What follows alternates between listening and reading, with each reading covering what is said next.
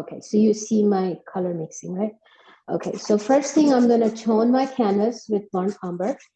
And burnt umber is a very neutral color. It does not interfere with my other bright colors. And it has two purposes on my painting. One is to tone the canvas, and the other one is to create the darkest dark color. Burnt umber is transparent. So if you mix two transparent colors, which is ultramarine blue and burnt umber, makes a really nice darkest dark black. Like I call it designer black. Same thing with alizarin crimson mixed with burnt umber. So you see, it's so dark. Like, I mean, you don't need a tube of black when you are painting. So these are the two purposes that I have.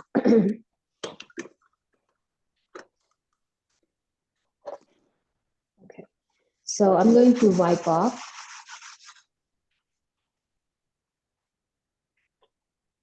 Because I don't want this burnt umber interacting with my other colors in the future.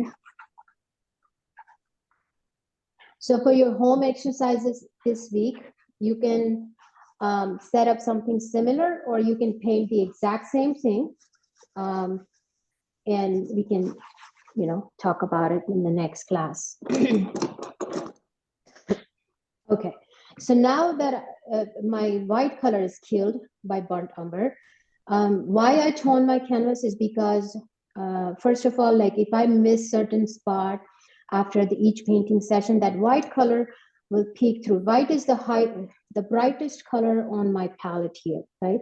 So I don't want to see that little sparks in between. So burnt umber is like a mid-tone value, number 5 value, which will help me do that. So the next thing, I'll take my number 2 brush, which is filbert. You can use flat or any small brush will do just for the drawing, and divide it into thirds. Okay. So I'm dividing my canvas into thirds. And the reason is because I don't want to have anything right in the middle. Okay.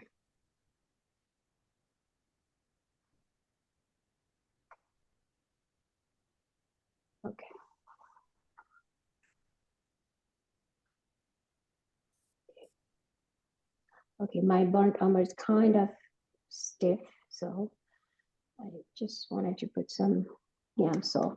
I'm not using medium because medium takes longer to dry, and Gamsol is an ideal situation while you're drawing because it literally evaporates. So you want to make sure you don't have too much of you don't have medium or anything. Okay. So that's divided into 3 sections. But if you put your focal point in either of these sections here, your painting is successful because it's called golden selection. These spots are called golden selection. So it's not right in the middle of anything. And these are the reasons I do this.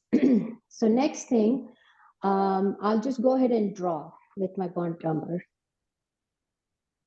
So, and I have my viewfinder, which is my fingers here, but I also have my viewfinder like that manufactured viewfinder, which is like something like this.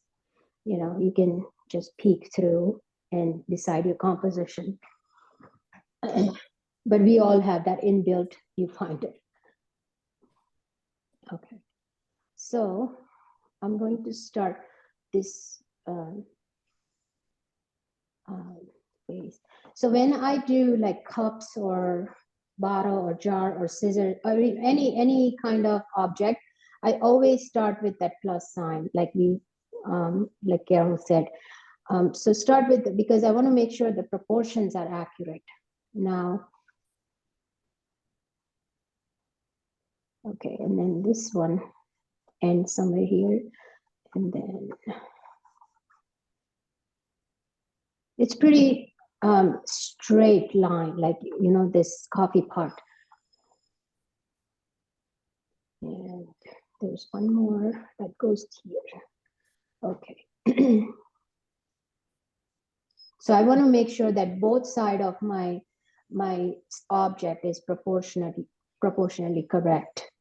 I don't have a wrong looking painting. Okay.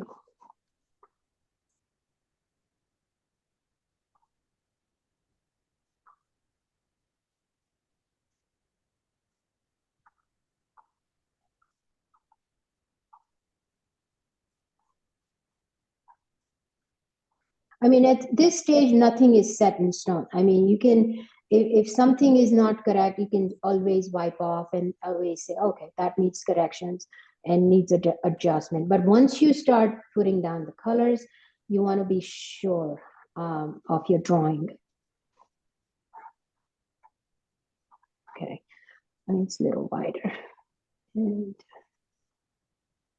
so as you can see, my drawing is like pretty rough.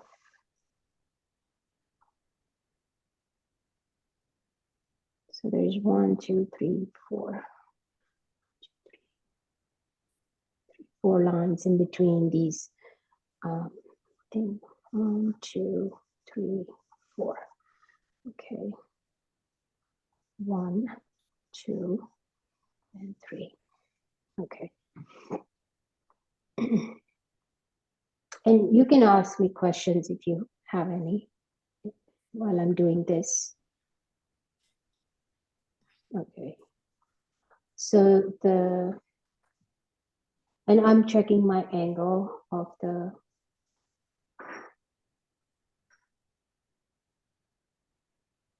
okay. That's too big. Let's see corrections.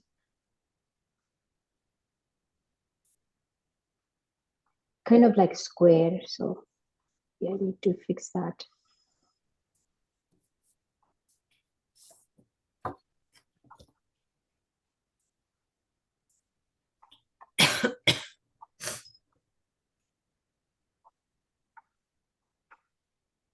Okay.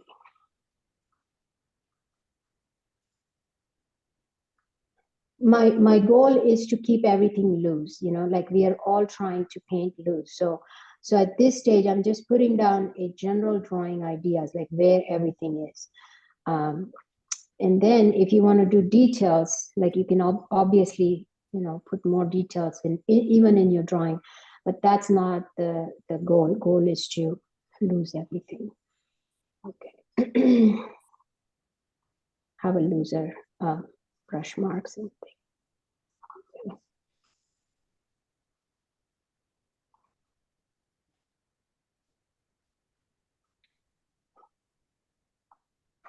Okay.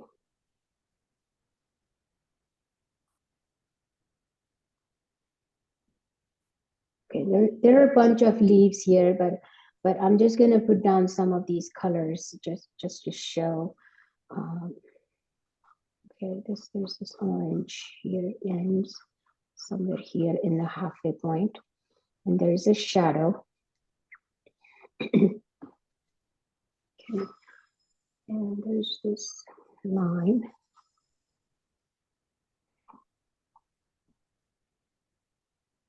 Okay, and there's this orange, which, so I'm also checking my negative shape. So not only this shape, but the shape that is created by this blue container with the orange. So that little triangle right there is suggests that my drawing is fine. Okay, and then there's this orange end somewhere here. Okay. And there's a bunch of leaves, but that's okay.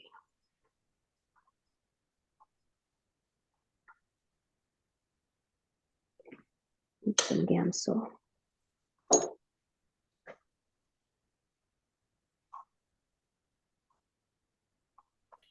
So when you say negative shapes or spaces, whatever you said, are those the ones that recede back then? The negative shape meaning, so let's say I'm drawing this, and everything my drawing doesn't look correct. So what I do is this shape, this coffee pot and the orange container here is carved against this shape, outside shape, like how this shape is carving the shape outside. That's what the negative shape is. So if I was looking at the drawing here, and I would say maybe this orange is not that low, like, you know, so I have to check the drawing here, like the drawing of the object. That's the negative shape. Okay. And it applies to the portrait or any kind of drawing that you do. Okay, and there are a bunch of like stems and leaves, and but those are, I call it like a smaller details, and that comes later. Okay, so now the shadow, this leaf is casting shadow here, which is really interesting. And I always, okay, another thing when I'm drawing or composing my still lifes, either one or two sides go off the canvas. So in this case, what I would do, that this leaf here that is on the corner, I'll make that go off the canvas. Or maybe this little line here will go off the canvas. That way, everything is not squeezed in the middle section. It should look enlarged, like a cropped version of the painting. Okay.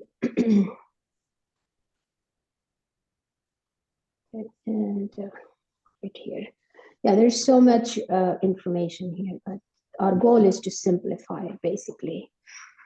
Okay, and then this leaf is here.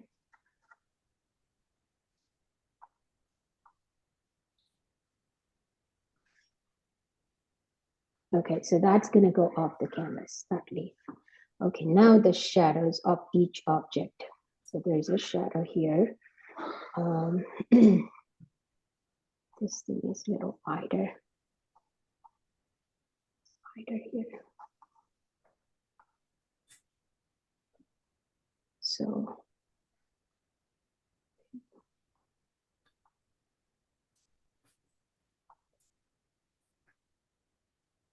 okay. And okay, and I'm always stepping back and see how everything looks. Just comparison between the reference and my setup, my painting. Okay, and there's a shadow here. This is all shadow. Okay, so that's pretty rough drawing that we have. Maybe I can just put the leaf in this side here.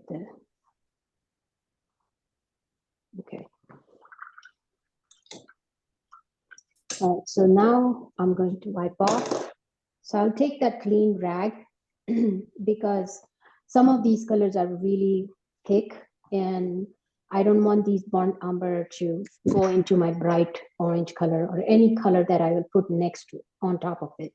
So I'll take a clean rag and wipe off gently. Oh, I did try that. I was amazed at how it didn't just smear all over.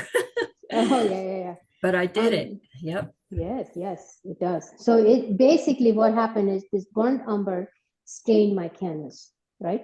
And that way you're still able to see these marks. So what I would do next, because I want to show you, so I'll take a little piece of like a napkin here, like that rag. By the way, I like to use these blue towels because they absorb really good paint compared to those white napkins. So let's say my orange is here. I want to clean this, some of these spots. And here. And here. It's like nice bright color. So I'm just wiping off some of these nice areas. I mean, I usually don't do this, but I just wanted to show you the highlighted part.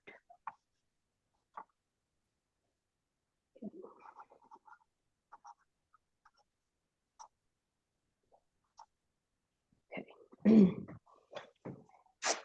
you can keep going and keep doing these things until you feel happy, but this is just a exercise. So okay, there's this nice bright color here.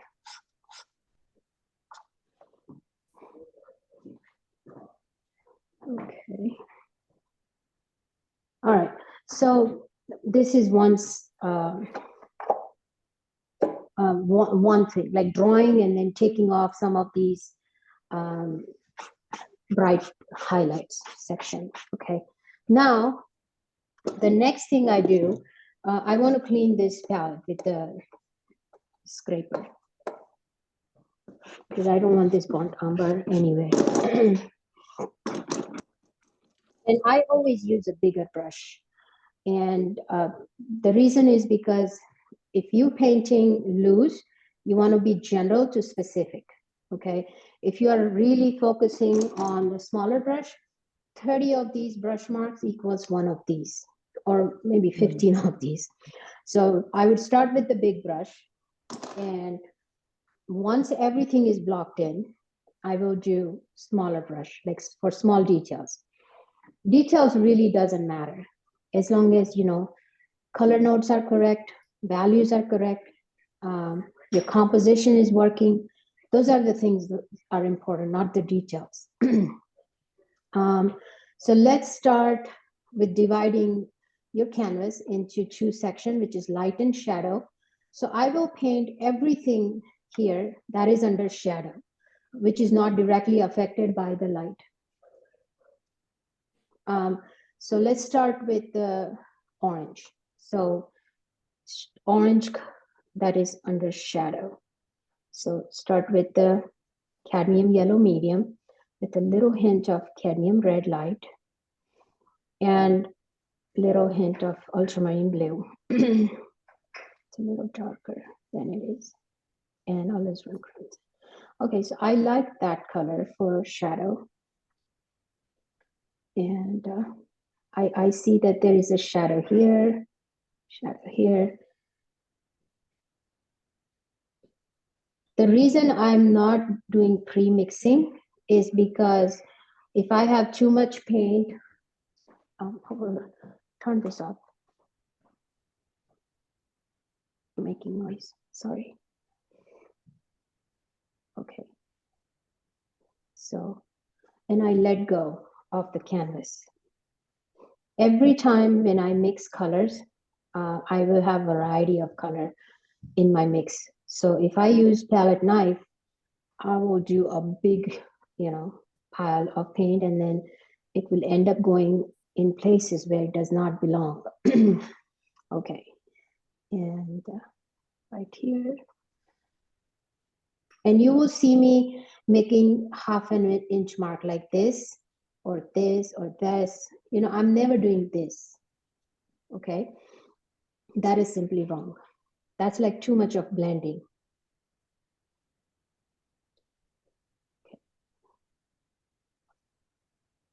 Okay, and I'm painting right next to each other. So I'm still doing my shadows in place. Everything that's under shadow, that's what I'm doing.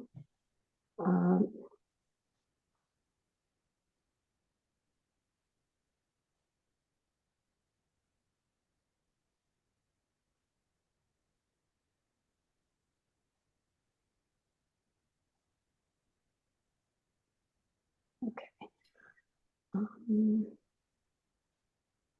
Did you say you're using the cad red light or the azalea crimson there? Cad red light. Okay. Yeah, so cadmium yellow medium, cad red light, and to desaturate, you need to put the third primary. So maybe I can explain again. So when you're painting, if this is your light color, that's not your shadow color. The shadow is always a gray. Shadow color is a mix of red, yellow, and blue, meaning a dull color. Shadow is always neutral color, and it's always grayer, okay? So when you're painting lemons or orange or anything in sort, don't make that as a light and that as a dark color, which is simply wrong. So make sure that shadow color is grayer. Okay, and I'm squinting constantly. I'm just looking at my subject, and I'm just asking questions like how dark or how light something is. Now this orange has shadow underneath. And I got a little bit of alizarin because it's neutral red. Okay.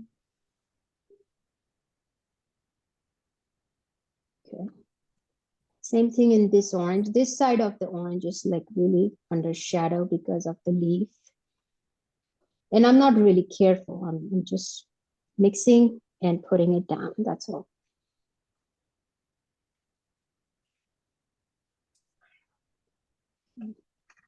That is nice and dark. And I'm using number 8 brush right now. Okay, and then see this section here of the coffee pot, I see a reflection. So reflection is always less than the reality, whether it's a water reflection or a mirror reflection or glass or metal, any kind of reflection is always less than the actual thing. So this orange is reflecting here, but it's dull color than what I have. So I need to dull it down. So what I do that make it even dull color than I have, maybe a hint of white, and just put it down here. Okay.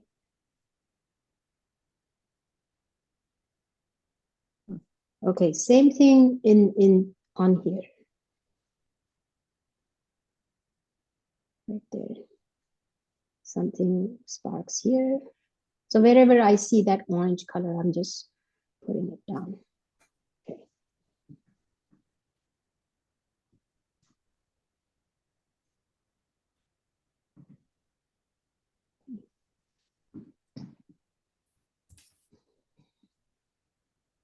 Okay, so, all right, so let's see where else I can do that orange color. I see inside here, like that little peeking, it's like a little orangey that I can see. Okay, done with orange, wipe off my brush. When I clean my brush, that's the question. If I'm painting from light to dark, like if I have a lighter color and darker color, I'm going forward to the dark color. I don't need to clean my brush. I can simply wipe off on my rag. But if I'm mixing dark color and then I have to do brighter color, then yes, you want to make sure that you clean your brush thoroughly. Okay, now let's paint this section because it has a lot of information. So dark colors here. So I'll start with ultramarine blue with cad red light and some white. Basically, a metal has a lot of dark colors in it. It gets all sort of light reflected onto them. So I did ultramarine blue, cad red light, and a little hint of yellow to desaturate. Okay, now. So what I'm doing is I'm just blocking in all these shapes, and then I'll go back with the smaller information.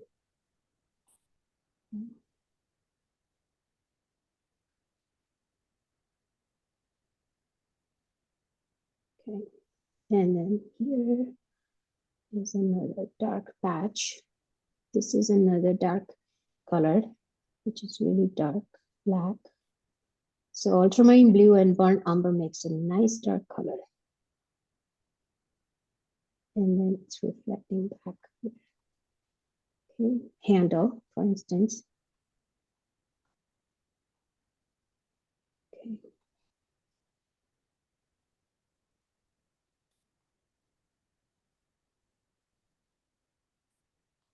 I mean, even if the color goes off the line, that's okay, because once you're done with everything and you're painting the background, you can carve it out. You can carve out the shape correctly. But at this moment, you just have to put down some basic shapes. Okay. Now, moving on to a lighter color than this darkest dark, which is here. Okay. So if I have something mixed up on my palette, I will use that color wherever it's needed.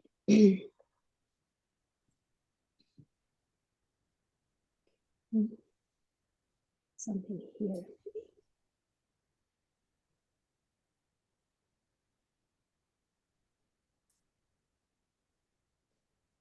There.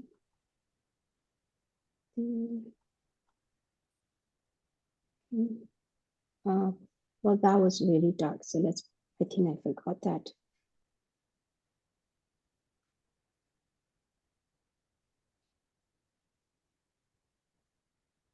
For the color mixing exercises, what I would do is to go to the home improvement store, and I want to show you, like buy those color swatches, something like these, like those wall paint color cards, and try to put this away a little bit away from your palette and try to mix that color, and that would be your exercise, that color mixing exercises, and that helps a lot.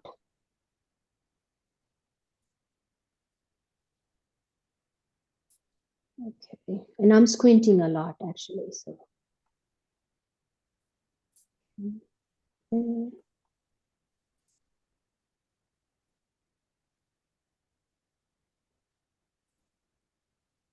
Okay, so the rest of it, if I'm squinting at the rest of the image, which is lighter than any of these, so I have to add maybe white, ultramarine blue, alizarin crimson.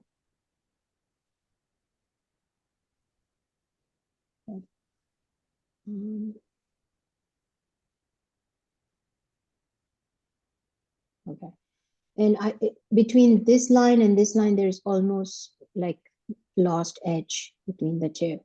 So, okay. Right here.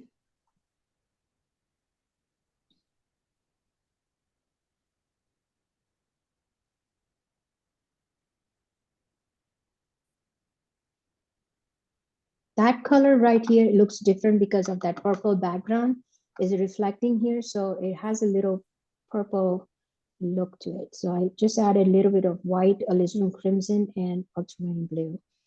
And just push it down here.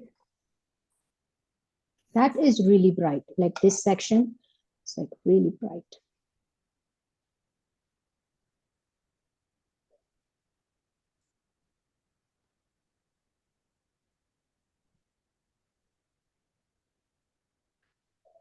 Have you guys done like color charts before? Trying to remember if I did it in school. No, I would have to say no. No, okay. So color charts are a really good way to understand your colors. So on my palette, I have 2 yellows, 2 reds, 2 blues. And that will give me a combination of oranges, purples, and greens.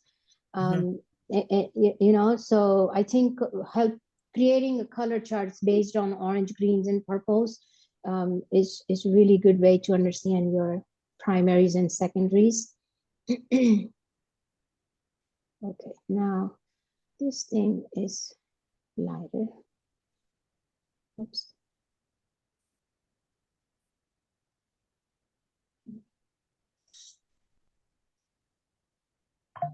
I don't want to have like a slot edges everywhere. Okay.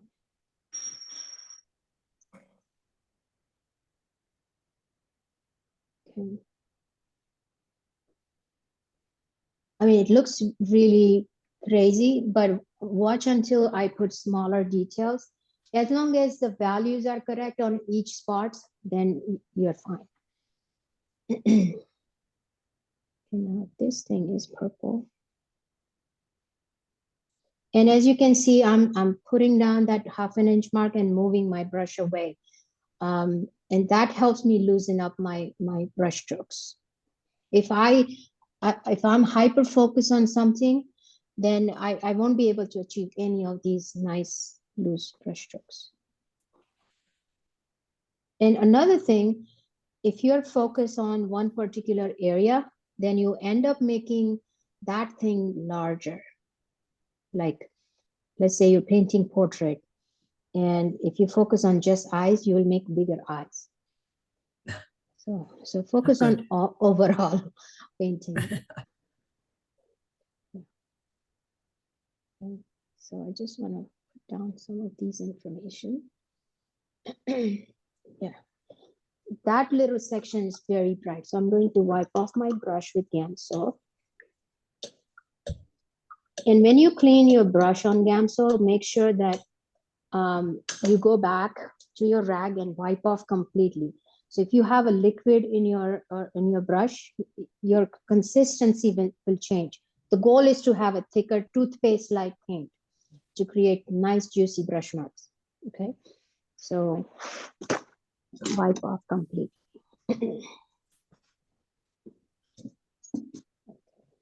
So that section is lighter. So I'll start with the white, and I see some yellow in it. So I'll add like cadmium yellow light and maybe a hint of red. Let's see. Okay.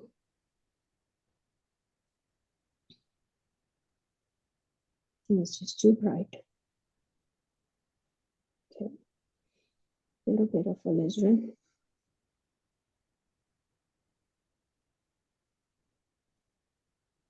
Okay.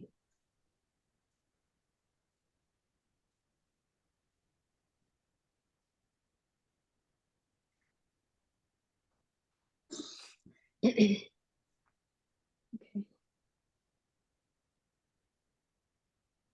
Sometimes your fingers are your best friends, like you can just smudge it.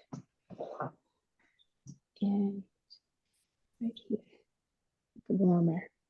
Okay. And right there.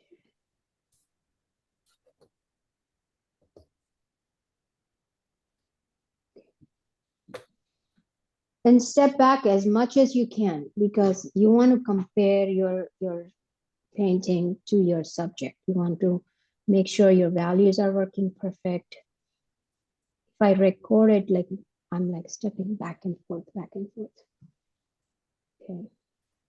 Oops.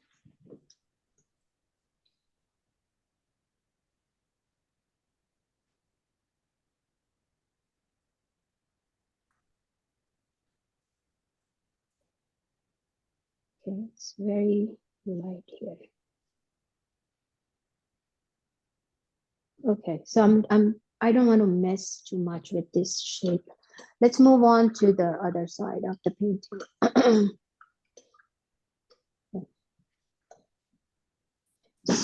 Another thing is when you paint green, anything green, you want to put down the darkest color first. So any green, which is whether it's plein air painting or landscape, I mean something inside out a photograph, you want to put down the darkest dark color, and then you put lighter color on top.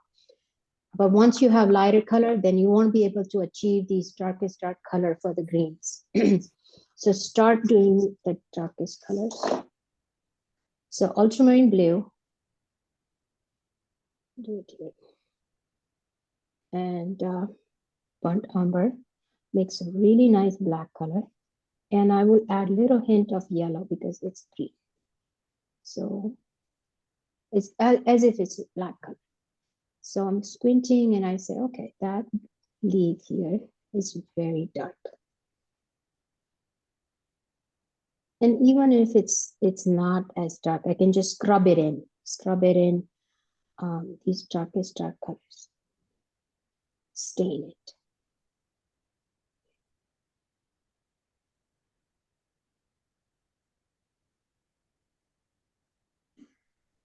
Okay.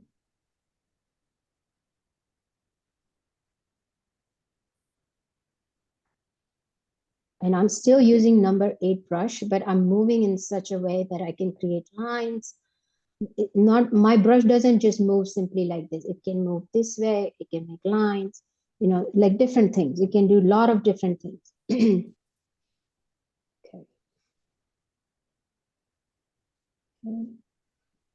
Then I have a leaf here.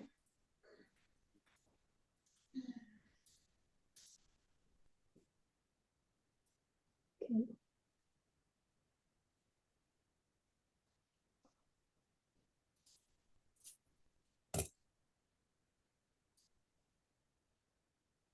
And there's something dark here, really dark.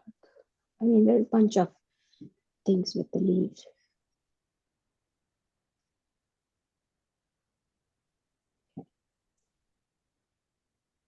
A hint of red.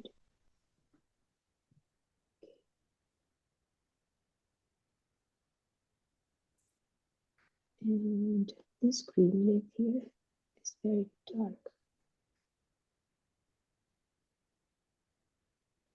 I like all these dried leaves, which looks so interesting.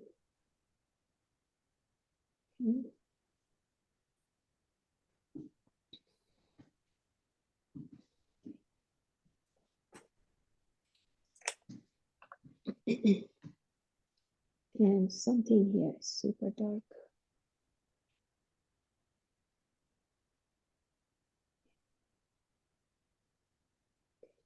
This thing is dark.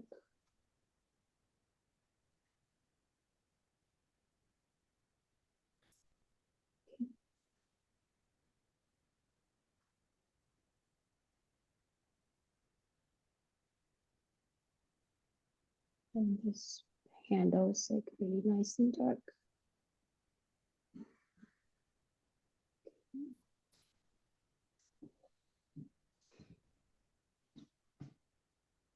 And I'm still working with that same value, that dark value.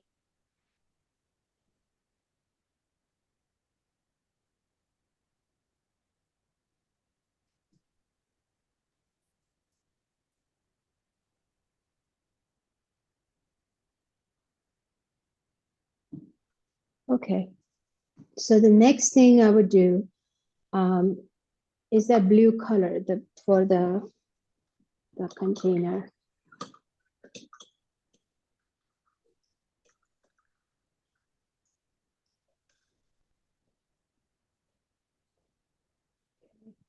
And that blue color is like really nice turquoise blue. But in the shadows, they are neutral blue, which is, I would start with phthalo blue. And let's see, phthalo with a little bit of yellow, cadmium yellow medium, and some red to neutralize it.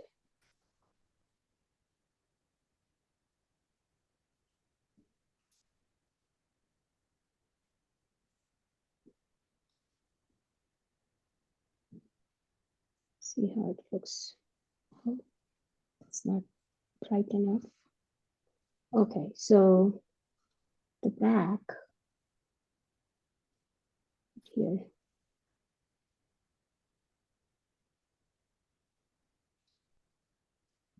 Right here, it looks greenish because of the oranges are reflecting onto that area. This looks maybe orange, green.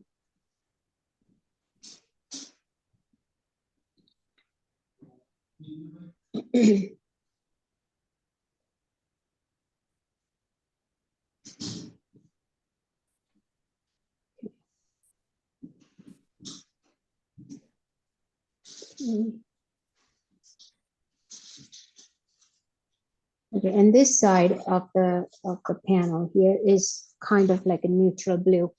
I don't know, maybe I squeezed in a different kind of phthalo blue. Let me do my other one. I don't know why it looks so different.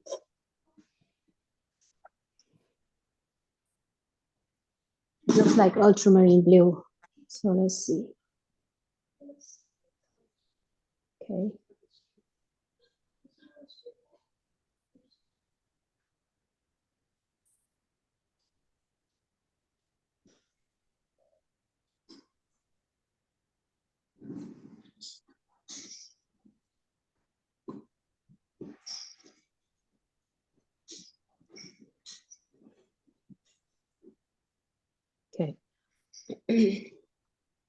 And as it goes back in distance, it has a little bit of white um, because of this base. The coffee pot is reflecting onto that little area too. So I just added a hint of white in that mix.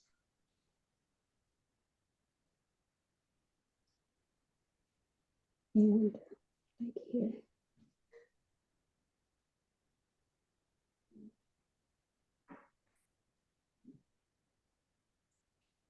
Okay.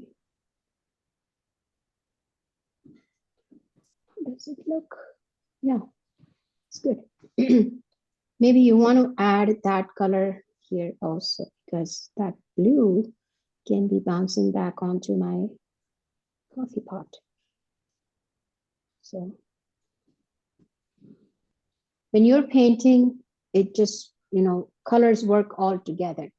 So if I'm really, really careful in that one particular area, it's going to look like a cutout piece of orange or apple or a coffee pot. I want all these colors to interact with other objects.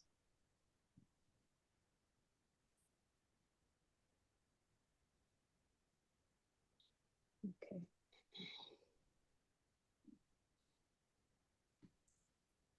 Okay, this side is also under shadow, but um, it's lighter shadow than this one. So I'm going to add a little bit of white to that mix with the alizarin crimson and just block it in, block in, right there.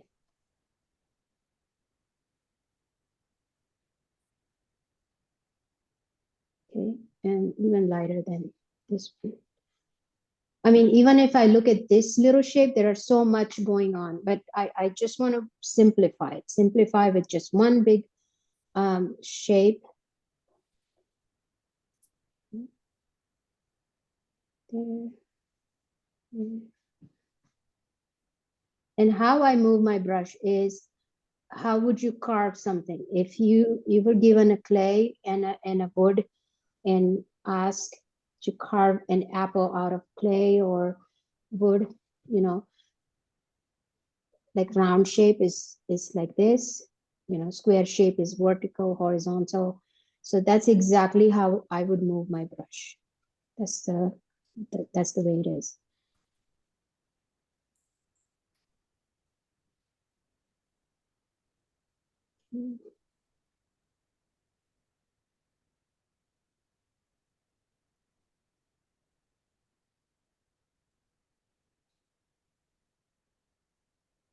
A little more blue at the bottom. So, and it has a circle shape. So I just want to let go of this. The reason is because is that my line is going off the canvas is because at the end of the painting, all these colors are going off the edge, will also be seen, at the end of the painting session. Not just the background color, but this blue color will also be there.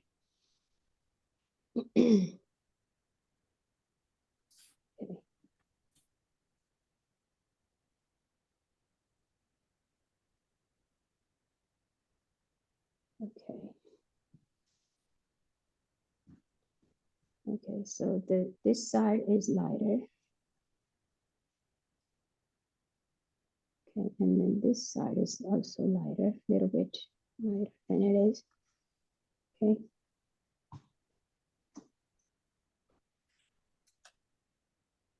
I hope it's not boring for you guys. Oh, no. It's not at all. Okay. It's fascinating. Thank you. See, smaller, even like a little bit of movement with my brush shows what it is. So I would define my style in one word is correct drawing and a lot of color mixing. And I think that's what it is about. So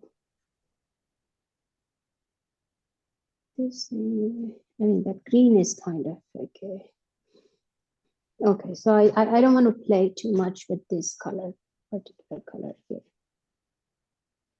Okay, let's wipe off with that blue.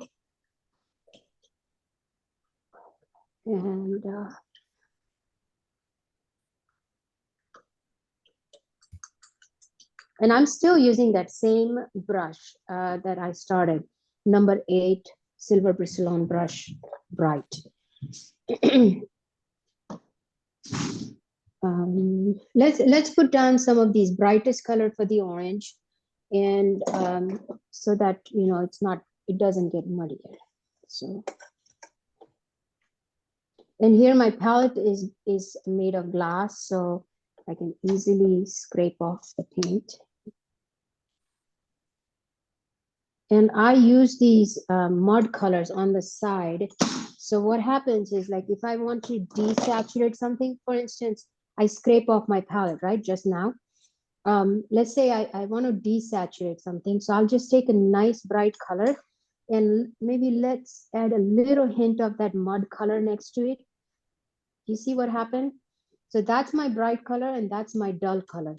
That mud scraped off paint is basically a gray mixture of red, yellow, blue, and it desaturates. So same value, different color, but one is bright, the other one is neutral. Okay. Gosh, I've been wasting that paint all this time. No, and some people, they have those empty tubes they buy from the art store, and they refill them with this mud color. Yes. Wow. Yeah, So, I took workshops with Kevin last September, and he did that same thing. Like he had an empty aluminum tube container, and then he refilled that thing, and he would squeeze it out. Yeah. So, I mean, there are many ways to save the materials, and maybe like Diane, she was not here last class, so maybe I can explain her. So there are, when you're painting, you need to focus on two things, which is how bright or how dull something is, or how light or how dark something is, right? Those 4 things. So when I'm mixing shadow colors, like I just put it down, all these shadow colors, meaning it's all neutral colors, meaning it's not bright, but it's dull colors, right? Even this orange, it's a dull orange color. And how can you do that? So if you add a complementary color, like let's say you have a bright orange and you want to dull something, sorry. So if you have opposite color on the color wheel, then it desaturates your color or dulls the color, and I'll show you how. So let's say I have a nice bright orange here mixed in with cadmium yellow medium and cad red light, which makes a really nice bright orange color. Okay. But in reality, when you're painting, you have to mix so many colors because you have to create a 3-dimensional image. So let's say I have this nice bright orange and I want to dull something, meaning if I add a 3rd primary, which is blue, like tiny hint of blue, and instantly it just desaturates it, right? And if I keep adding more red and more blue, it's gonna get even darker and darker. Maybe not red, maybe blue. But it's gonna stay within that orange family. I need more yellow. So it's gonna go even darker and darker and darker, okay? And if your mixture turns into, for instance, like orange, right? It's very orange and you need to make it like greenish, you add more blue. And more yellow. So basically this is your lab and you have to play with it. Yeah. So you're saying you can desaturate, like you had the red and yellow, but I've been desaturating with the what's on the opposite side of the color wheel, but you're saying you can use that gray to desaturate. Yeah, yes, you can. Both ways are correct. Both of the process is correct. The only way I just told you, this is the three primary colors, right? Red, yellow, blue mix that I did. The other one is that mud color, like a gray color that you have. That's second one. Or I was doing demo for my other class, and I have a pile of Portland gray light, Portland gray medium, and Portland gray deep, and this was ivory black. You can use these colors too, you know, to desaturate something, but basically it's a gray. So there are many ways. There are a couple of ways to do it. Okay.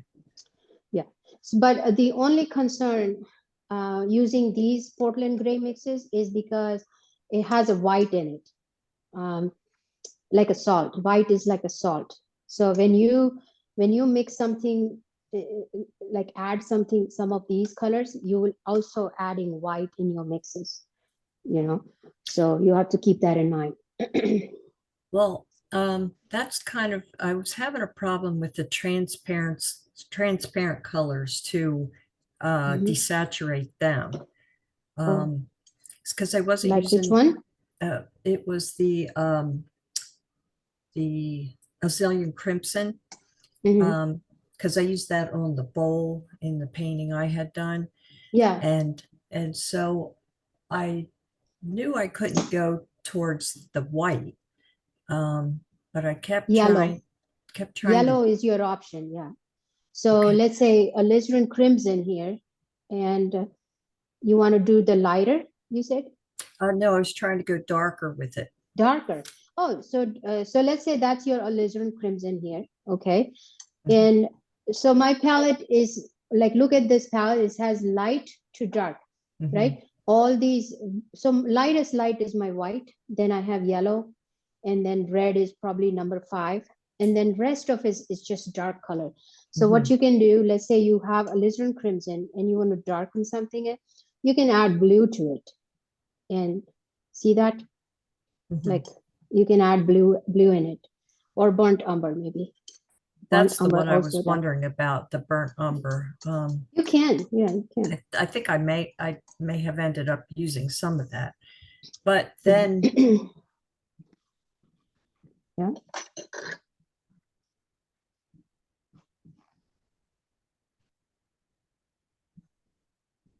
I can't hear you, Carol. Oh, what happened? I don't know. Okay, so let's just keep moving. Are you guys there? Yes. Okay. So, okay, let me put down some of these nice bright orange color, and so that we can paint. So I'll start with the nice yellow, clean yellow, cadmium yellow medium, and a hint of cad red. At this point, I'm not going to add any blue to desaturate because we are working with the lighter color.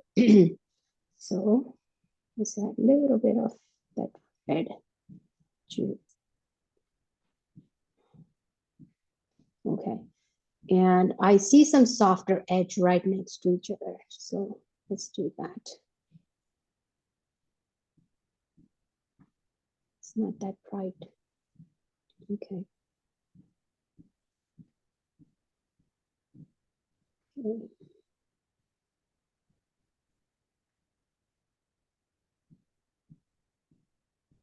And between these two oranges, I'm not gonna just focus on one shade. Just put it down and then work on it later. Okay, that one has a nice bright colors. Okay.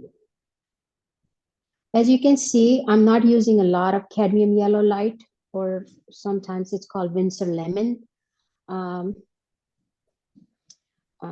It's because I will do it on the top of this oranges. I want to have the nice bright colors right on top of these established colors. Well, I've got a question that maybe kind of kind of dumb. So you don't blend like at all, or just you might Sometimes. okay. So I do blend. So let's say I have two objects, two colors next to each other. Let's say, for instance, here, what I would do, I would just go right next to each other and then blend it out here. You know? Oh, okay. Yeah. Like I would never do this. Never like blend it like this. Okay. Yeah.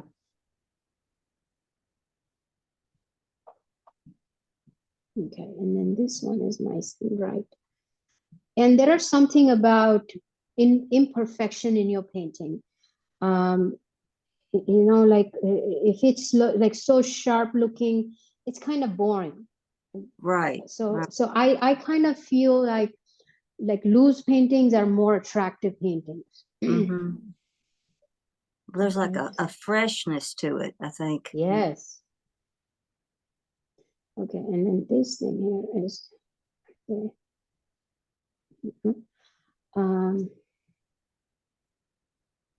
There's some bright orange color here, which I'm going to add. It's nice. So as you can see, like I'm just, you know, letting the edge go off the lines. Okay, yeah. Let's wipe off with the rag.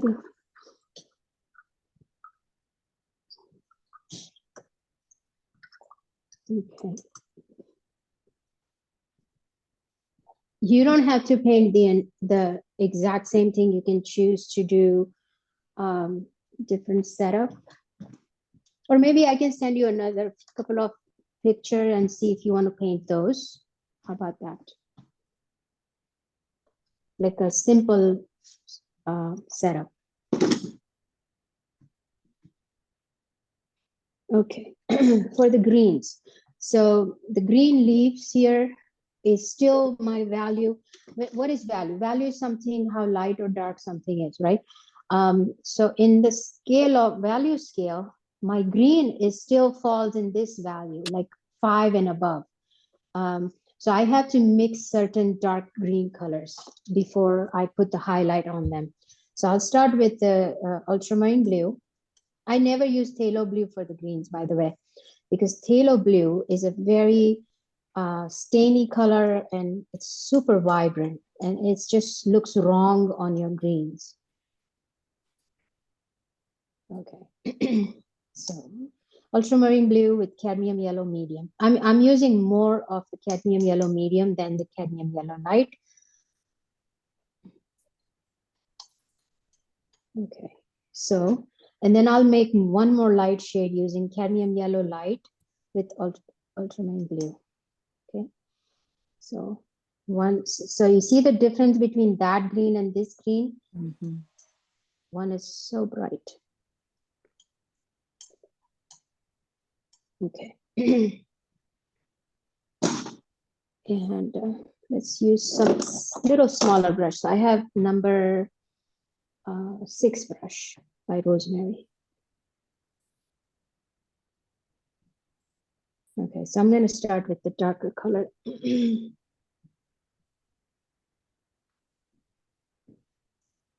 Carol, I think I lost Wi-Fi for a little bit there, so I'll go back. Okay. Yeah. Okay. I'm like, okay, you're still there. That's good. Okay, sorry about that. It happened. My kids are like playing video games. My husband's watching game, you know, and then I'm like, oh my God, what's happening with my internet? It's like their priority, you know. Like they cannot stop. They have to do their thing. Okay, so I'm just putting down all the colors. At this point, I'm still not gonna do these stems because I consider them as a smaller detail. Because I don't want that little information interact with my background color. My background has a lot of empty spaces, right? So if I put these like little thing, that color will interact with my my other colors, and I don't want that. I can always put that small detail at the end. Okay. So there is a green here. There's a green here. And I'm still using that olive green color.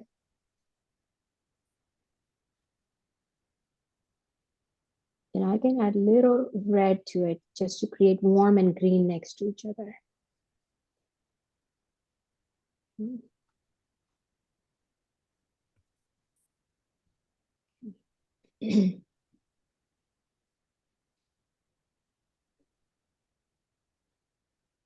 So if I run out of color, I can always pre-mix it with the cadmium yellow medium and ultramarine blue. The gel.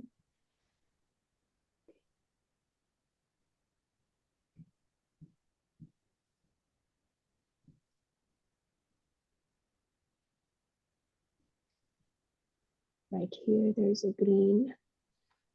I mean, that's not the exact green what I'm seeing there, but these are just the base color. Once everything is established, I can go back and put more color right on top. Okay.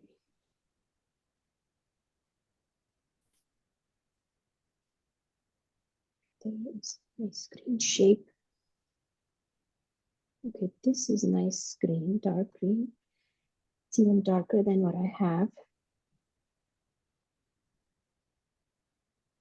So what I did, I have that same mixture of the cadmium yellow medium and ultramarine blue. I just grab a hint of alizarin crimson to darken it up, like a nice dark green color. So right there. And when you paint your painting, I just want you to put down the color like this and then move your brush like this and move your brush. And that helps. Don't lick your brush marks again and again. Now, why did you choose the azalean crimson over the cad red light to mix into that green? I'm just curious. So alizarin crimson is a mix of red, yellow, blue. So if you compare these two, that red and this red, that is the most vibrant red I have. Mhm. Okay, and this one is first of all, it's darker and dull. So for instance, let's see demo. So I have ultramarine blue with the cadmium yellow medium.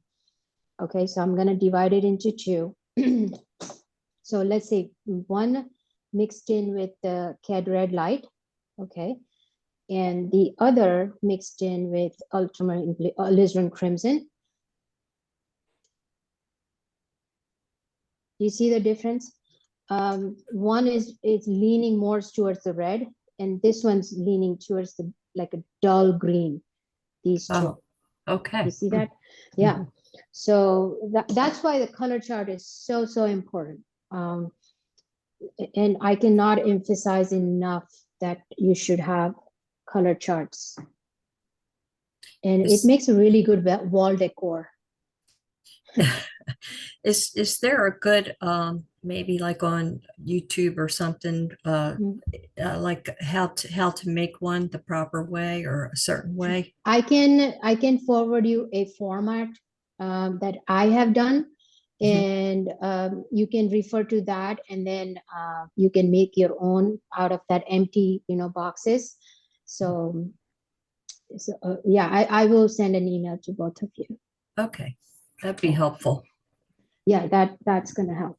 Okay, so I'm just putting down all the color notes, and even this leaf here, it has some kind of green, and then that long, dried stem.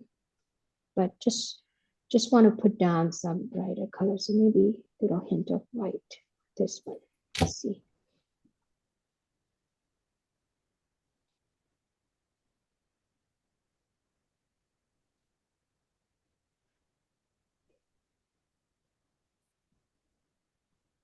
So dull, but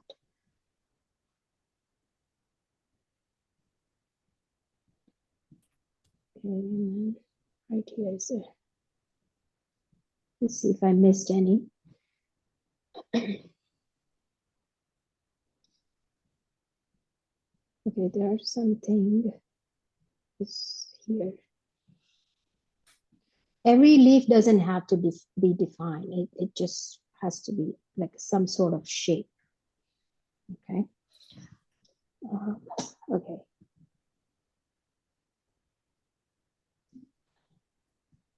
All right, so let's just move on to the shadow of the on the foreground. Okay, so I'm just gonna wipe off and let's start with the big brush again. So I'm gonna grab my number 8 brush again. And shadow means it's gray and means it's a combination of red, yellow, blue. So if I have a blue container that is sitting on a white page, that white page will have some sort of blue in the shadow. Same thing here, the orange. If you look at here, you see that orange color on the surface? Same thing, Yes. like I can see some blues here. And here, look at that shadow and look at this shadow. It has a different color to it. One has orange, one has blue here, but it's in the same value family. Okay. So start with, I'm gonna wipe off again. That's the benefit of having a glass palette, actually. Yeah, they're great. It's amazing. And another thing is I want to ask is, do you prefer to paint on mix colors on a white surface or a gray surface? Gray. Gray, okay. Both of you, gray.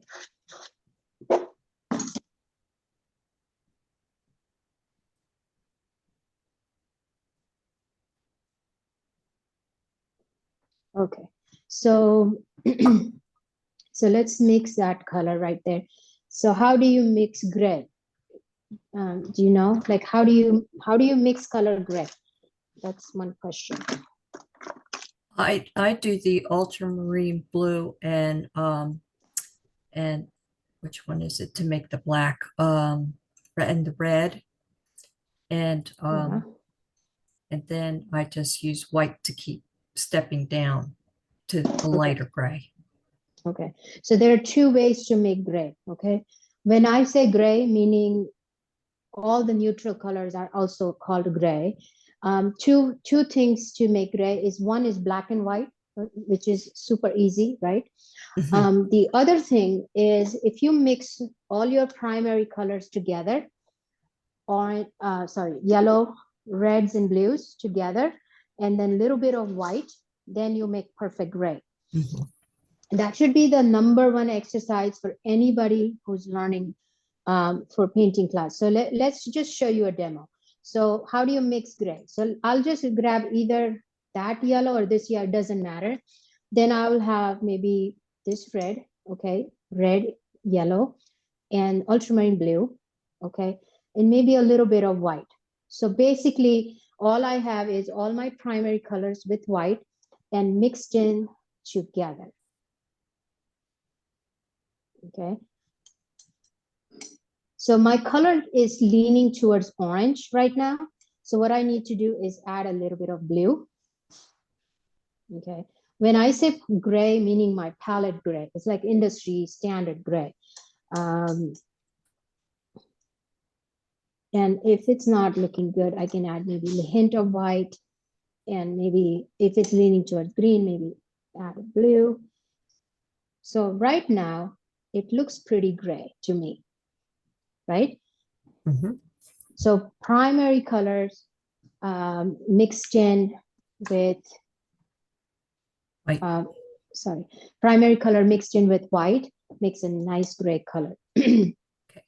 And I would like you to try that at your painting session. Like, just try it. I know what I meant to say. Not it was the ultramarine blue and the Mhm. and the burnt umber that I make a black and then step down. So what you did Mhm. is going to make a different kind of black then, or gray. So ultramarine blue with burnt umber and white, you said? Well, first I make my black of the ultramarine blue and burnt umber. Yes, Then that's correct. and then I Mhm. start adding in the white to get grays. But the way you just did it is that's going to be a little bit different of a gray then, right? So yeah, that's two way. Yeah, you can do that too, like ultramarine blue with burnt umber with white. Yes. But doing this way, using primaries with white, gives you a variety of grays, you know, Okay. because each gray you will have a little bit of red, yellow, you know, a variety of colors in them, rather than just like a neutral gray, Okay. like designer gray, I would say. Okay. So I would give it a try. Like when you paint, just give this a try. Okay. Okay. Mhm. Yeah. Like you should, I think you will like this better. Okay. So next thing, we're going to put down all the shadows, and shadow colors are very similar value to my container here. So let's start with ultramarine blue, with alizarin crimson. Ultramarine blue and alizarin crimson makes a really good purple color. And if I can't see what color this is, I would add a tiny hint of white, and it tells me, oh, that looks very pretty. But if it's too red, maybe I can just add a little bit of blue and maybe white. Okay. So, and if I want to desaturate that color, maybe yellow, the opposite color. Okay. So that can be used for my shadow color. And so while I'm doing this, you can see like I'm going to carve out certain areas. Okay, so certain areas like this one, maybe I can just go inside to show the curve, you know, then right here. And this shadow is gray, orange, because the orange is reflecting onto here. So I'll add a hint of yellow in that mixture here. So I don't know if you can see this, but one is bluer, one is orange here, but it's the same value. Okay, so I can use that for this section.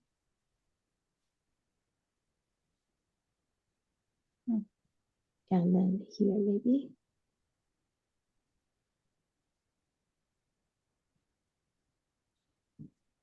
It has started to take place, like everything has started to look like, you know, what it is.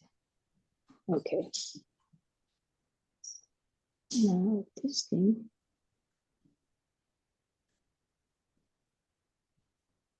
Okay, so that section here is a little lighter than the other one.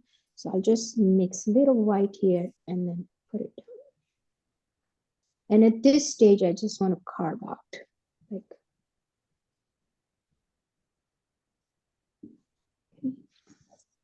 yeah.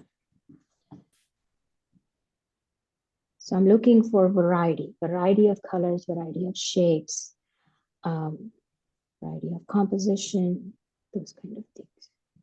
Okay, so now that pink color here is just so vibrant. I can just add a little bit of yellow to desaturate it. I mean, sometimes you will see that I have certain colors that I don't have it over there. But it's because I would like to create those colors in my painting. I would like to put more information than it is.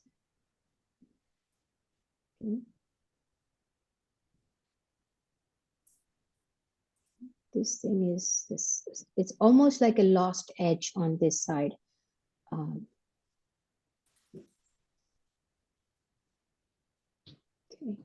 so white with the alizarin crimson, with maybe phthalo blue, and just push down.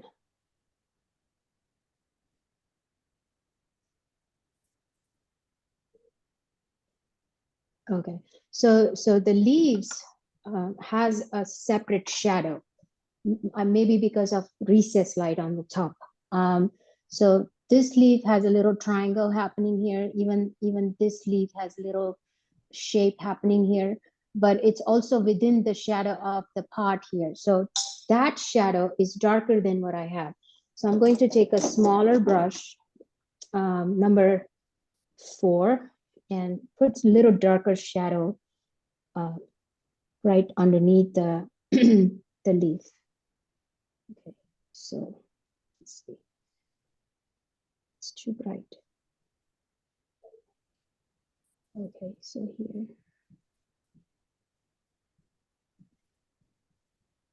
Color can be anything. Color can be green, blue, purple, anything. As long as the values are correct, then your painting is successful. Okay, it's even more darker.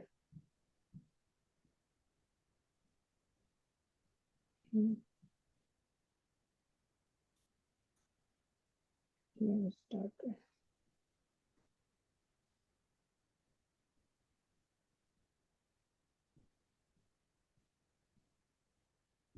Okay, so let's just wipe off that brush and then let's work with a bigger brush. So I'm going to block in all these other colors.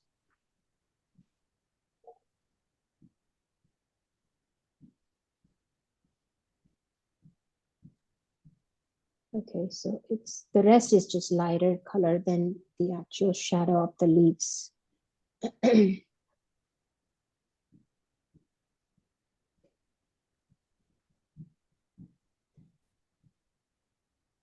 And I'm filling up my brush really like juicy brush right here. It has a lot of paint. Okay. So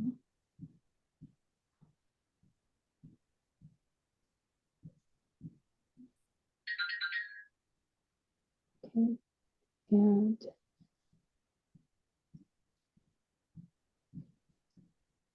okay, so contrast between that shadow to this shadow is much lighter. So it creates a sharp edge right there. Okay.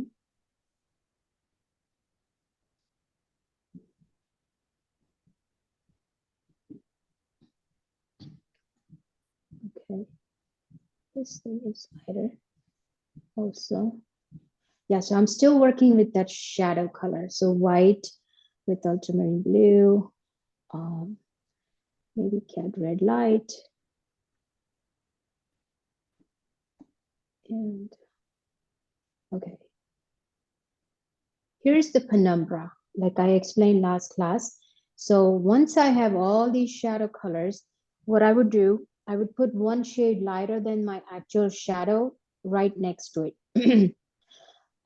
It's because I don't want to have something very dark with something very light. I want to have a transition color in between. So in between color would be, that's dark. And then I want to have something lighter than what I have and put it right next to it.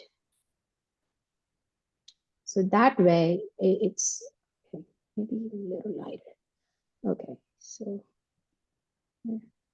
and same thing here.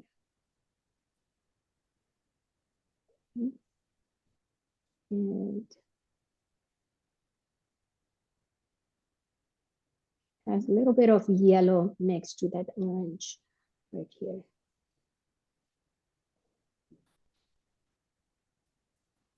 I don't know if you can see all these colors, but let me zoom in, okay, to see if you can. Spotlight.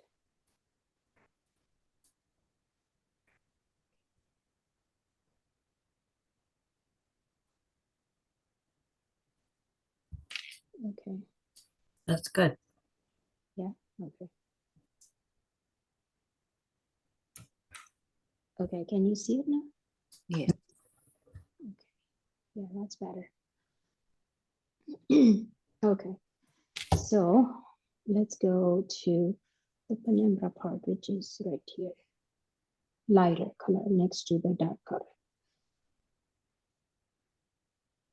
Same thing here.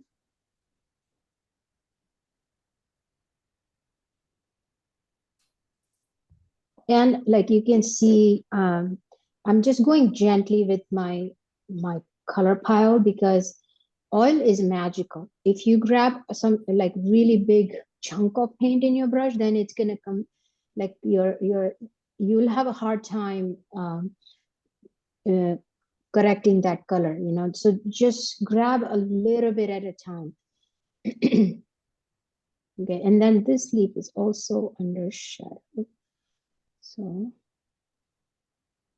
okay. Okay.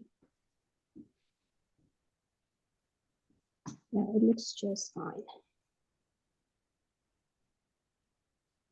Do you want me to keep it this way or like enlarge one is okay with you? What do you mean? Like, do you want me to have the focus here or you want to see everything? Like palette and then this and Oh, no, I think like this is good because we know what's on your Mhm. palette, I oh, okay, think. yeah. Yeah, yeah, okay. Yeah, I love watching how you're making your strokes and yeah. Okay, okay.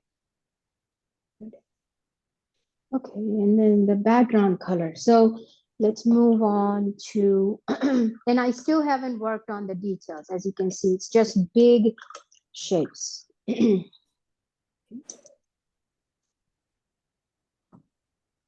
If you want to paint loose, you have to use your bigger brushes. And that's the result of the big brush, you know.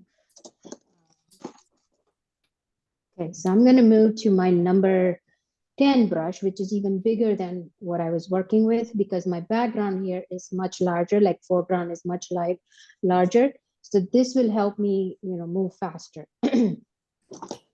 Use some white.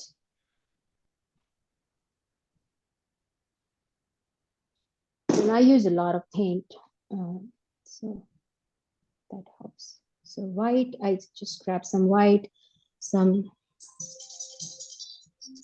phthalo blue. I want to see some nice blue in my mix foreground. Little hint of phthalo blue, maybe.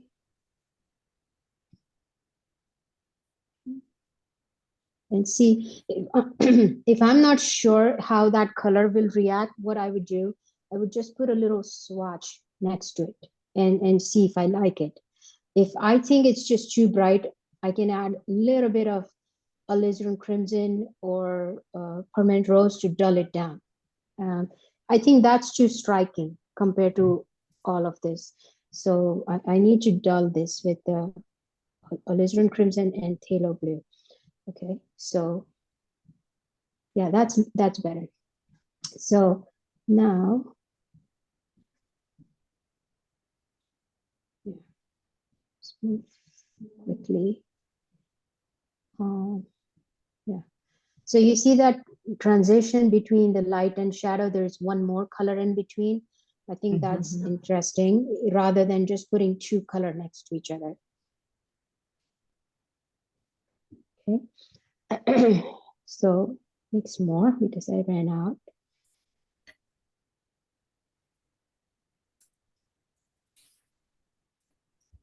Do you find that your synthetic brushes separate on you?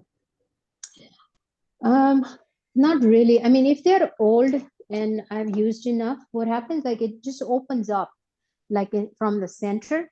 Yeah. Like, yeah, and then I don't enjoy them much. So, you know, I just discard them. But most of the time they're just fine. Is that the Princeton brand you're using? I think, yeah, Princeton Aspen. Okay. Yes. Yeah, those are also good brushes. So. Okay, so I'm just going to move forward with the brush, and as you can see, just faster. If I miss certain spot, like let's say some spots are empty, I like to see these burnt umber underneath, and that's really interesting. You know, every bit of information, unique information is important. Okay.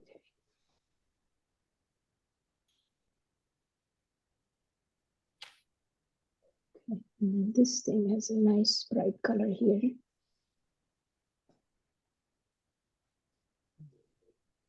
I also like Rosemary and Company brushes.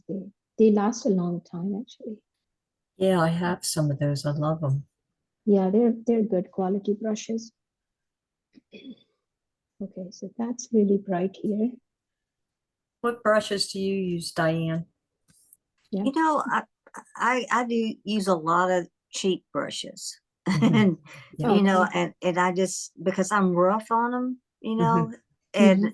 and like I say, I'll get sidetracked or whatever, and I'll leave it sitting in, you know, in Oh, oil or water, you know, for a yeah. couple of days. Yeah. And anyway, I've just decided that, you know, that I like I say, I just use pretty much whatever I can. I go to Ross sometimes, and they'll have packages of, you know, Royal Nickel or whatever it is, something like Yeah, that. yeah.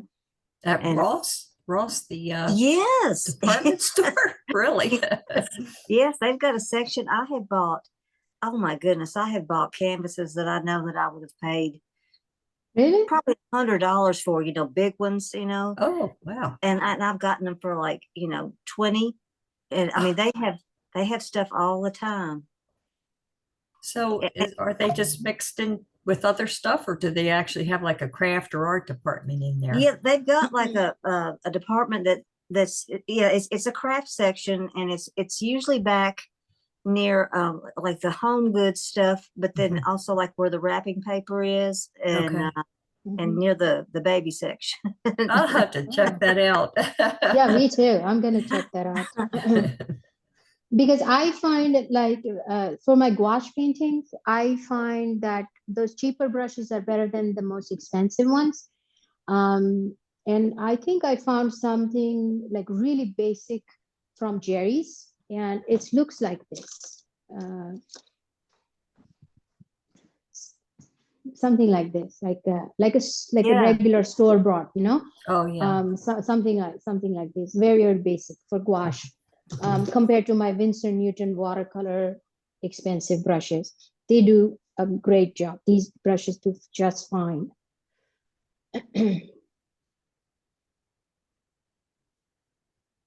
Yeah, so we all have to try new things to see, uh, you know, what they do. Yeah. yeah, And brushes can be sometimes very expensive. Call it Okay. a necessary waste of time. Oh yeah. I don't know. I tell you what, I love shopping for art supplies. Oh yeah, me too. You know what other thing, you if you are looking for like these kind of brushes, like nice brushes, the way I found them is eBay. Some people, you know, Oh, just buy like in a bulk, and they just don't like it and they want to sell it out. So I bought like some guy in Canada was selling like 100 brushes, like Aspen brushes, for $150, and some of them are really big brushes. So if I add it from the store, oh, it cost me like $400. So oh my God. eBay, Marketplace, you know, those are some good places to shop Yeah. around. Yeah, for brushes.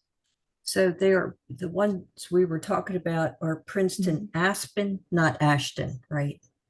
Aspen, As Aspen, Aspen. and is that like a series or the Aspen? Um, the blue, basically a blue stripe here is very identical. So Princeton brush, and then city's name is Aspen, Oh, okay. and it's a flat brushes. Okay. Yeah. Okay. So just look Synthetics. for those. Yeah, it's a synthetic brushes. Mhm. But there are different ways of synthetic brushes. Like some of them are like really soft, and um, yeah, so you don't want that for oil. Like I always describe, how do you describe your brushes? Your brushes should be able to lift the paint. Your oil paint is really heavy pigment compared to watercolor or gouache or acrylic. So you need like a chips and a guacamole. If your guacamole is too thick, your chips will break, you know. So your brushes should be able to lift the paint, basically. Okay. It's really funny, but it makes perfect That's sense. great. That's a good. Chips and guacamole. Okay. Okay, so now I'm doing a background color, which is like a different color than my foreground. This is very light compared to that, and I really like how purple that is. So let's see. I'll put a little swatch here and see if I enjoy that. Okay, maybe I need to lighten up a little. Okay.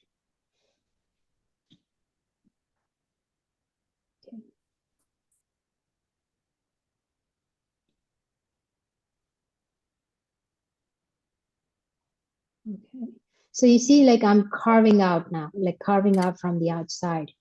And so even if the shape is not correct, I can always fix it. Like that. Yeah. And like move your brush randomly.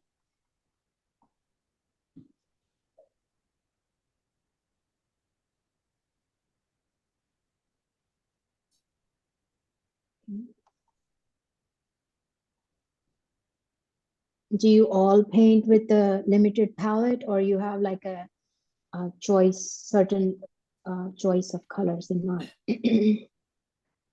Go ahead, Diane. Well, it depends on what I'm painting. I mean, I have my favorite colors, sometimes, and I'll put them in there somewhere, but I usually stick with the primaries, and and then maybe like a favorite, I like the radiant colors, and oh, radiant, yeah, I know. Yeah. Okay. Yeah, me too. I don't put a lot of the standard colors on my palette, but there'll be a tube of something I just have to use, like the cad orange, say. It just comes out so much more vibrant than mixing an orange, So so I'll add something like that in, depending also on what I'm painting. Yeah. Yeah, I have a pretty set up color, but sometimes, like if I'm doing like a large painting of boats or koi fish or something, I put like a guest color, like Naples yellow or cerulean blue or something to Right. just to see how that guest color will act with the family members. So that's how I do it.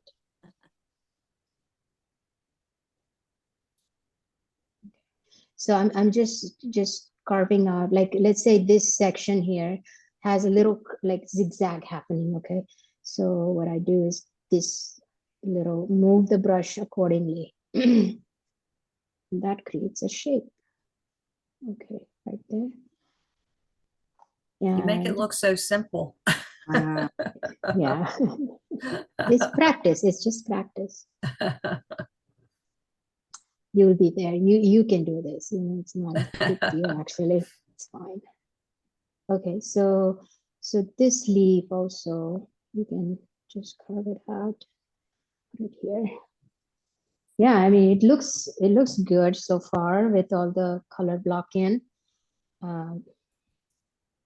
So let's just push down the color further. Yeah, when somebody is playing like tennis or golf, or people, like, it looks so easy, but when you actually play that sport, it's hard. Like my son plays tennis, and then he says, I don't know how, me personally, I don't know how to play tennis. My husband knows. And he's like, Mom, you can do it. And I was like, not good at all. But he makes it look so easy. Yeah.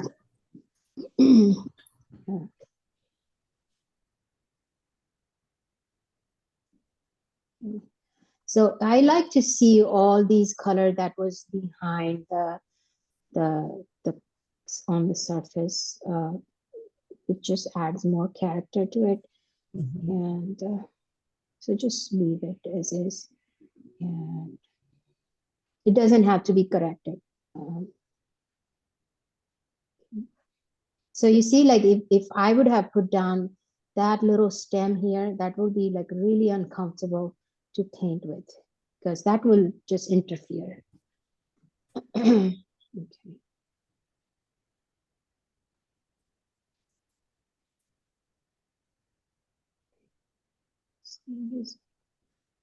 And my board is super absorbent, so it just grabs all the paint I'm putting in. So if, yeah, go ahead. What are you using right now? What is your canvas there? It's the called a Centurion linen Oh, acrylic primed. that's right. You did say that. Okay. Yeah. Yep. And then Alla. I have another one by Ampersand Gessoboard. It's kind of like a MDR board, MDR or MDH. It's like a wooden, really high density, 1/8 of an inch wooden panel. Like What size archival. are you painting on? This one is 9 by 12. Okay. Okay, so I want to leave some spots open because I like that burnt umber peeking through. And it's really interesting. Okay, I think I can put some more blue because it looks so orangey. So, okay. So the top layer would be a thicker paint because it just gets thicker and thicker at the end. Oops. Okay, so just wipe off. Now, all the things here is established with lights and shadow, right? All you need to do is just fix few things here and there, like add smaller details, and then your painting is done. So I'm going to wipe my big brush off, and carefully chosen detail is what we're going to do next. So if, let's say, if my box here is the focal point, then I'll work on the details here. So let's see, we can fix some oranges. So start with the cadmium yellow light with the cad red. Oops, did I add? So let's say, like highlight, when I say lighter color, I would not use white as a highlight. I would just always have a transition color. Okay, something like that. And then there's nice highlight here.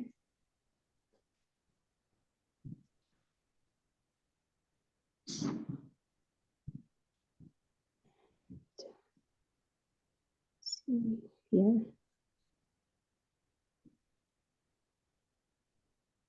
And if you pick up the previous color, just wipe it. Okay.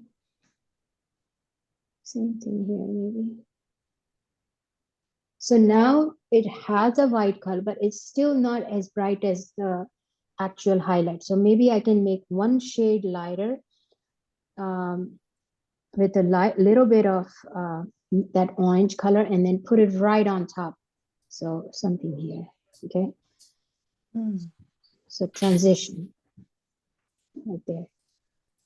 Right there.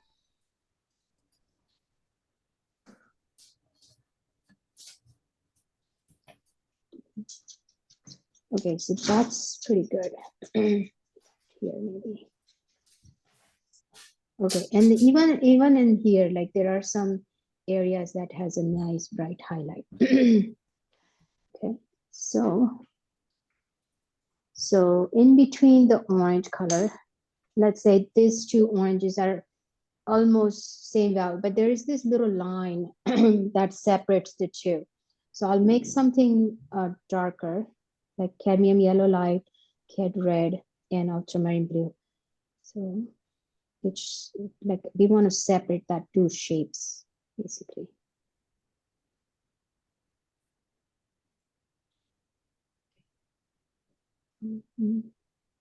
Yeah.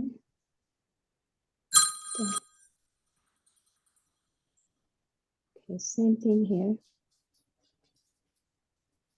And maybe here.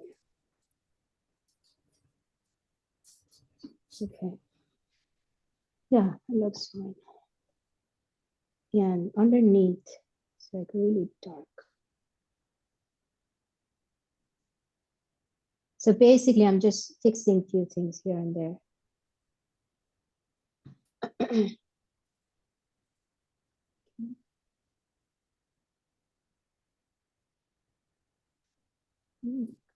And this little section here has some dark color. I would never take away what is already established. For instance, like already established shapes and colors. Like I would just add more to it, like adding more information to it. Okay. Let's put some highlights on the copy pot. So start with the white and it's gray. Like if you put something really, really bright, it's gonna look wrong. So I'm going to grab that little mud from the side and just see how it looks.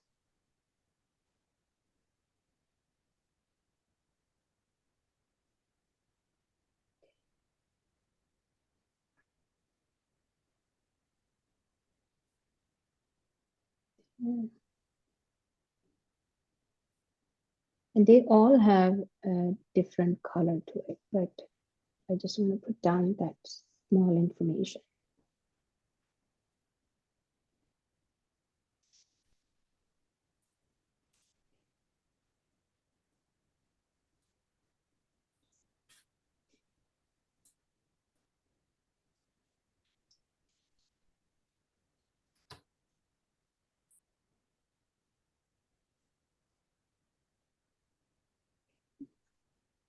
It's really bright compared to the other one.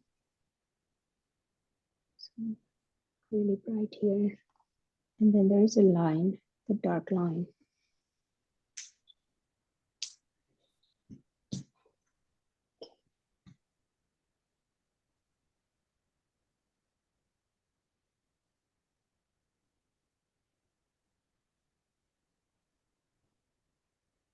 Okay, so the reflection even on the knob is, there is also a highlight on the knob here, which is lighter color.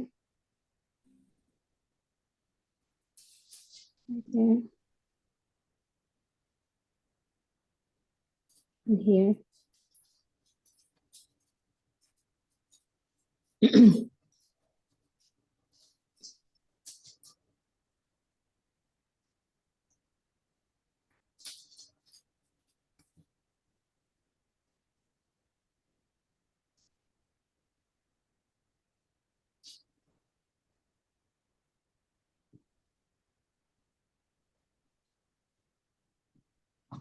Okay, I think that shape can be wider.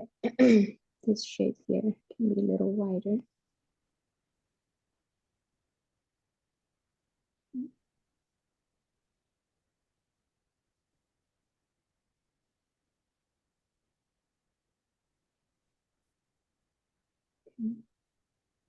So as you can see, like I'm just putting down a few little things here and there.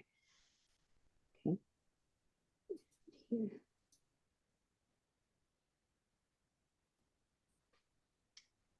And then there is a highlight even on the reflection of this little knob.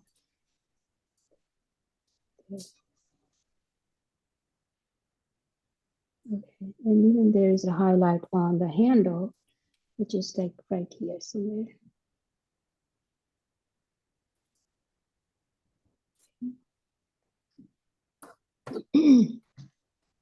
There's a bright color here.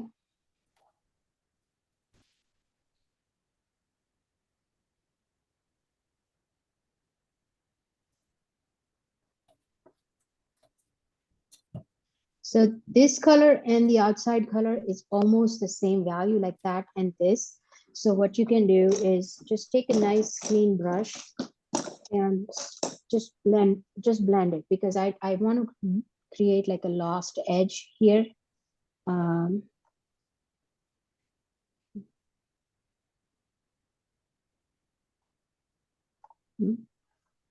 Yeah. Yes. Everything does not have to be defined. It should be just sometimes you have to lose certain edges and maybe here.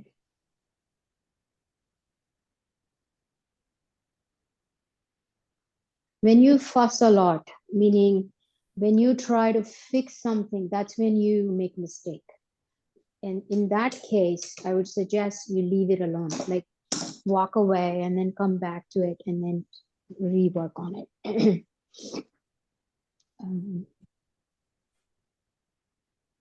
And sometimes when you're tired, you tend to make mistakes.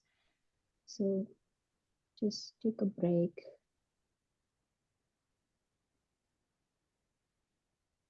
That's exactly what I'm doing right now, like fussing. Right here. Okay, so the highlight on the container is nice and bright. So let's see, we can put that up there.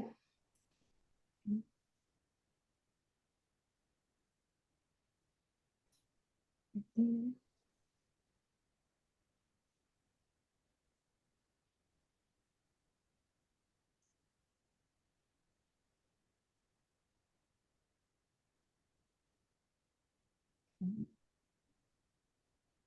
I don't want to have like a strong line. Just a broken line would be enough to say what you want to say. Okay. See, yeah. And this side of the pot has a nice strong highlight because light comes from this side. So, and here.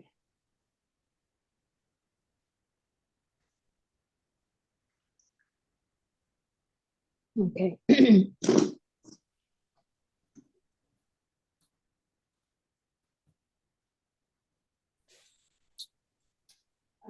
So you got the idea, but I think let's just work on this background here. It's not correct.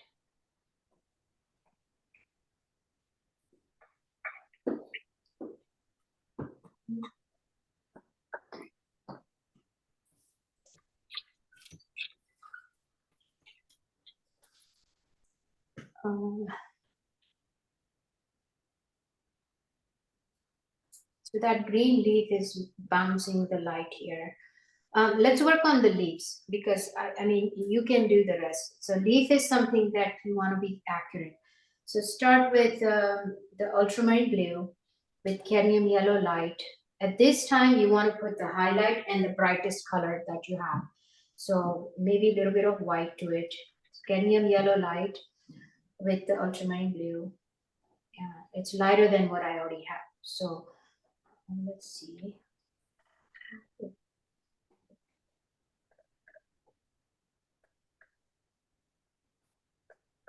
it's kind of warm, so cadmium yellow.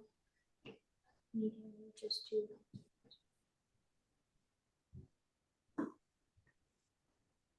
The stem is also has both light and shadow. So, so let's see, ultramarine blue with alizarin crimson and cadmium yellow. So that's for the little handle, for the, not the handle, the stem. Okay, so right here. And again, I don't want to have a strong line.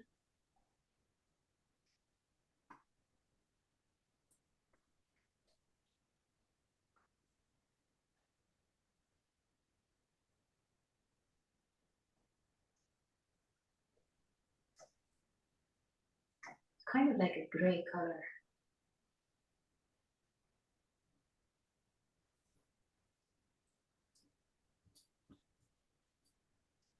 Okay. And it's very dark, so I need to get that dark color. Ultramarine blue and burnt umber makes a nice dark color. So.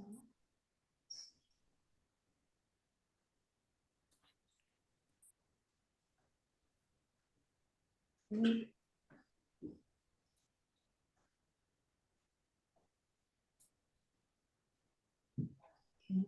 right there is another one.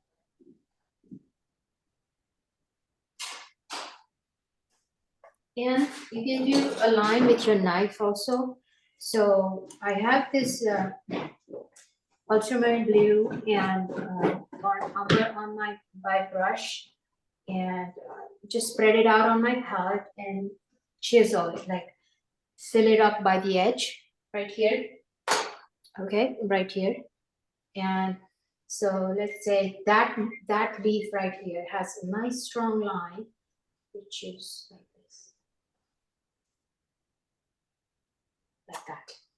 See? So the palette knife can be used for many reasons. If you have a bigger background, you can just fill it up with the knife. Yeah. So here, just put one line here. Like some of my boat painting have that antennas and things.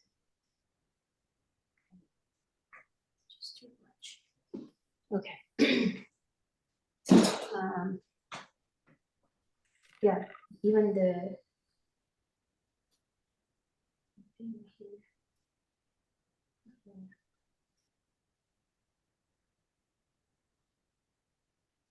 yeah, and then the highlight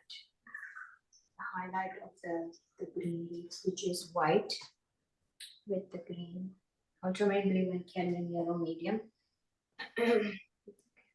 Medium and titanium white. Okay, let's see.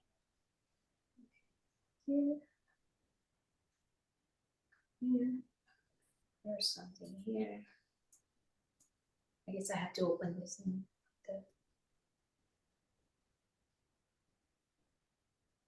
there's a highlight here. Okay. Even the highlight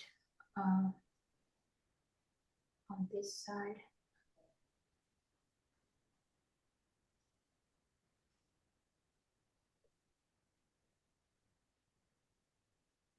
Even the green stems has a nice greens around it.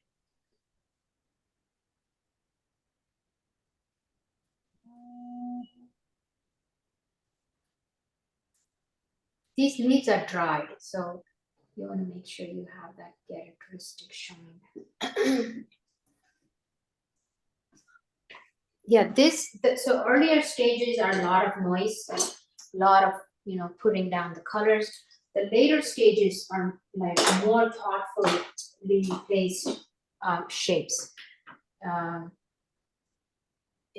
you have to carefully evaluate the value, the color, everything basically. So the later stages, like you have to think about a lot of things before you do anything on here. Okay, so underneath here is a nice dark color.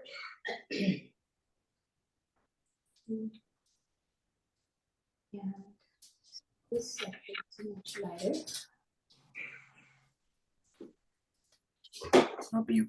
I'll be right back. I have to let my dog out. Oh yeah. I'll be right back. Okay.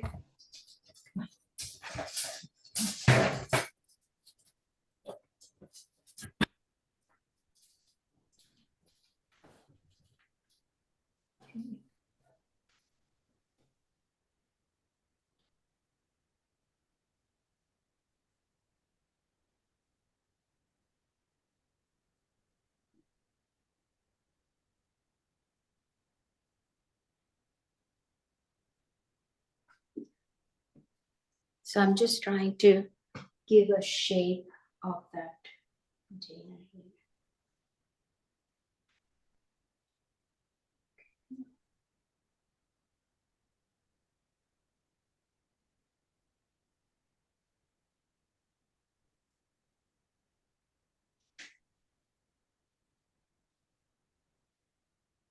I'm gonna put something dark in that corner.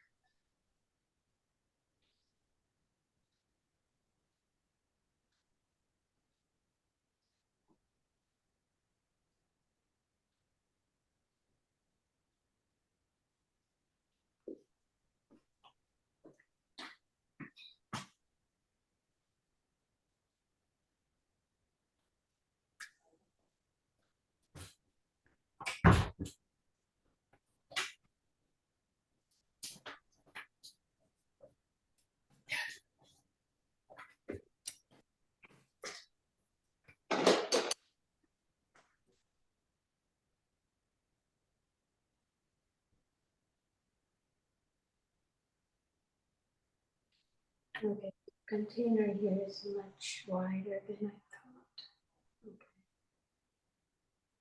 Okay.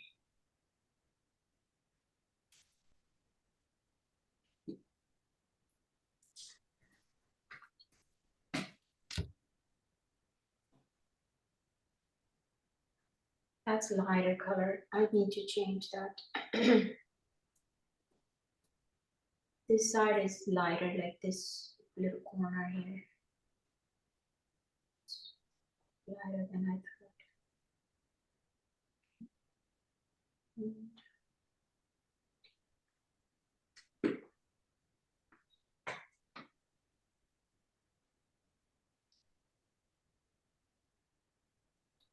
I like how you blended your the foreground right into the background instead of having a line along there, you know. Yeah, I don't like that actually. Like, I don't want to have separate line for shadow. I mean, the foreground and the like this line, right? That you're saying. Yeah. I like this way. So what if they were really contrasting colors? Would you still do that, integrate one into the other? Yeah, no, I would not, because let's say my background is like a really dark and then foreground's light, then yeah, obviously it's gonna have a hard edge, or Mhm. so I would say no, like I would separate them basically. Okay, so next thing, I still feel like there's like a little bit of correction needed here. So I have my rubber shaper. I don't know if I talked about this. So rubber shaper is basically one side is a pointy and one side is a chisel. So sometimes if my drawing is not correct, I can just, wipe off like part of the section. And Oh, yeah. So, and then I sign with the pointy side, like I can scrape off the paint here. mhm. And sign it. So, yeah, it wasn't accurate, because if it ends here, it should pick up from here. And here. Okay. So I have to correct that. And then wipe off my palette. So I'm almost done with my painting. And so you can paint the same subject, or you can choose to do your own setup, whichever you prefer. Or maybe I can just send you a couple of pictures that you want to paint from there. Yeah, I'll send So- it with two more setup photographs. Okay. Okay. Okay. And don't do too much blending. What I'm looking for is color notes and good design, or clean colors, bolder brush marks. That's exactly what I need, what I'm looking for. Yeah. But this should be from a photo, not from a setup still life, right? You can set up something if you like. It doesn't Okay. have to be from a photo. Yeah. Okay.